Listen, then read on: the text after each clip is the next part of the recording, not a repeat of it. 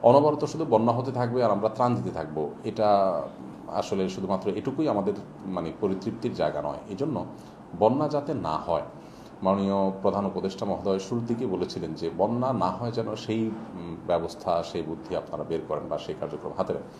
আমরা আসুনা ফাউন্ডেশন থেকে একটা পরিকল্পনা করেছি যে বন্যা যাতে না হয়, নিয়ন্ত্রণ করা যায়, সেজন্য খালগুলোকে পরিচ্ছন্নতার অভিযান আমরা সরকারের সাথে লিয়াজোগ করে, সরকারের অনুমোদন নিয়ে এবং তাদের সহযোগিতা নিয়ে আমরা আমাদের উদ্যোগে এটা করার চেষ্টা করব।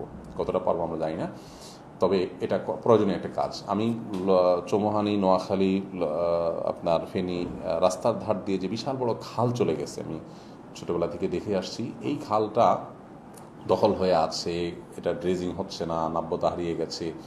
যদি এটার আমরা সঠিকভাবে এটাকে পরিচ্ছন্ন এবং খালের যে প্রবাহ ঠিক রাখতে পারতাম, আজকে হয়তো যে পানিবন্দী মানুষ আছে তাদের লাঘব, কষ্ট কিছুটা হলেও লাঘব হতো।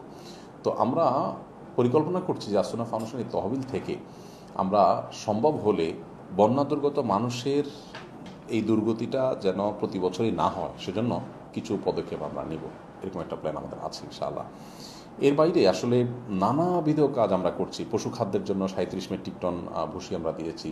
এখন আমাদের বিশেষ করে মা বোনদের জন্য স্যানিটারি ন্যাপকিন থেকে নিয়ে, বাচ্চাদের ডায়াপার থেকে নিয়ে, আপনার বাচ্চাদের উপযোগী খাবার, এগুলো সবগুলো আমরা দিচ্ছি।